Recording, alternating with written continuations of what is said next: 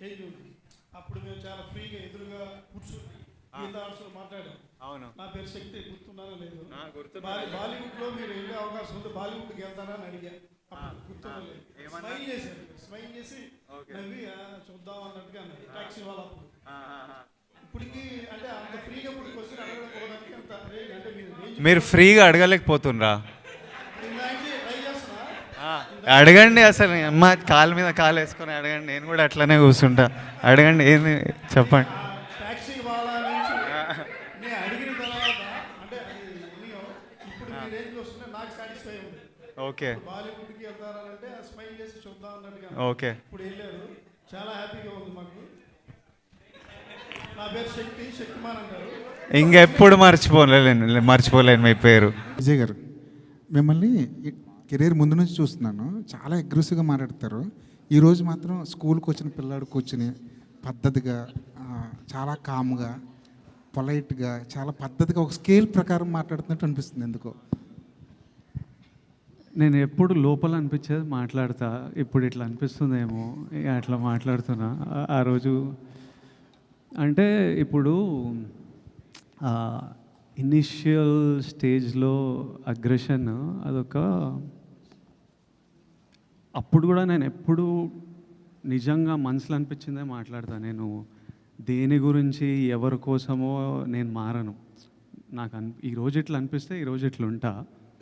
కాకపోతే ఆ ఇనిషియల్ స్టేజ్లో వచ్చే అగ్రెషన్ ఏముంటుందంటే it's like a defence mechanism.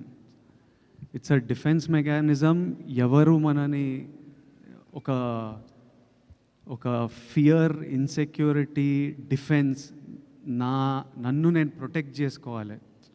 ఎవరు నన్ను తక్కువ మాట్లాడొద్దు, ఎవరు నా వైపు ఫింగర్ పాయింట్ చేయొద్దు, నేను డిజర్వ్ చేసింది నాకు దొరకాలి అనే, అప్పుడు నేను నా డిఫెన్స్. సో ఓవర్ ప్రొటెక్టివ్నెస్లో కొంచెం ఆ అగ్రెషన్ ఉంటుంది. నెమ్మదిగా what will soften a man is love.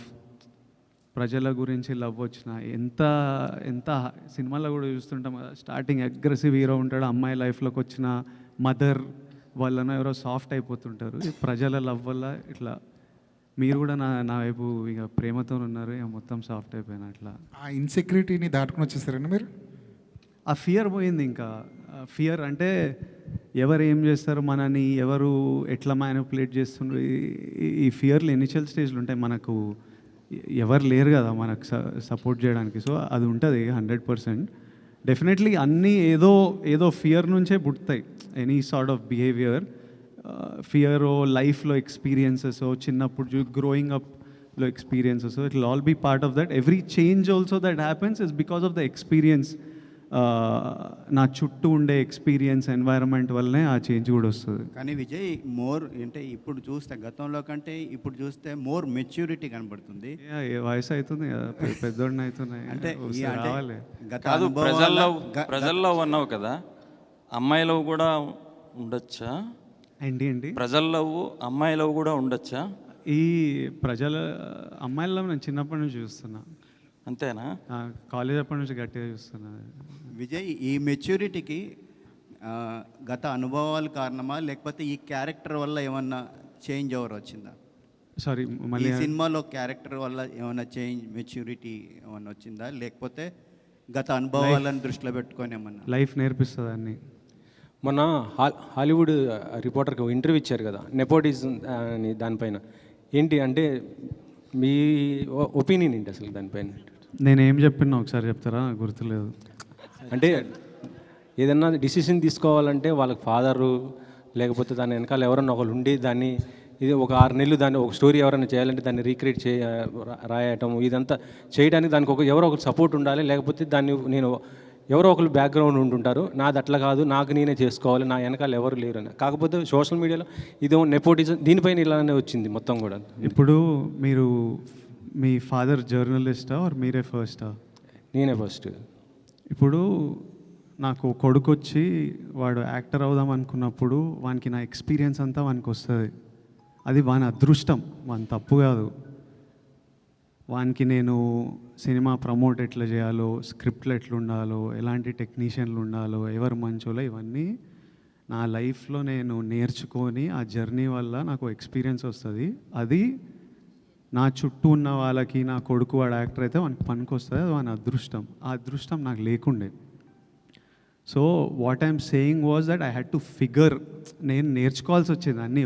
ఒక తప్పులు చేసుకుంటూ ఎక్స్పీరియన్స్ అవుతూ, ఓ ఇట్లా చేయవచ్చా, ఓ ఇట్లా చేయాలా అని చూసుకుంటూ నేర్చుకోవాలి. అది ఏ ఫీల్డ్ అయినా, నేను యాక్టర్ల గురించి కాదు, లైఫ్ ప్రపంచంలో డాక్టర్ కొడుకులు వాళ్ళకి ఎగ్జాక్ట్లీ ఏ స్ట్రీమ్ తీసుకోవాలి, ఎవరి దగ్గర వెళ్ళాలి, ఏ హాస్పిటల్లో ఎక్కడ సీట్ దొరుకుతుంది, ఏ కోర్స్ చూస్ చేయాలి, అన్నీ తెలుస్తాయి. ఎడ్యుకేటెడ్ పేరెంట్స్ ఉంటే అదొక వాళ్ళకు, ఇప్పుడు జర్నలిస్ట్, మీ కిడ్స్ జర్నలిస్ట్ అవ్వాలంటే ఎగ్జాక్ట్లీ మీరు గైడెన్స్ ఇవ్వగలుగుతారు. అది నేను చెప్పింది. ఆనంద్కి ఇస్తున్నారా? ఆనంద్కి వాడు నన్ను చూసి వానికి అర్థమైపోతుంటుంది కదా. And he's definitely has the benefit of being the brother of being my brother. So 100% he has the benefit of that.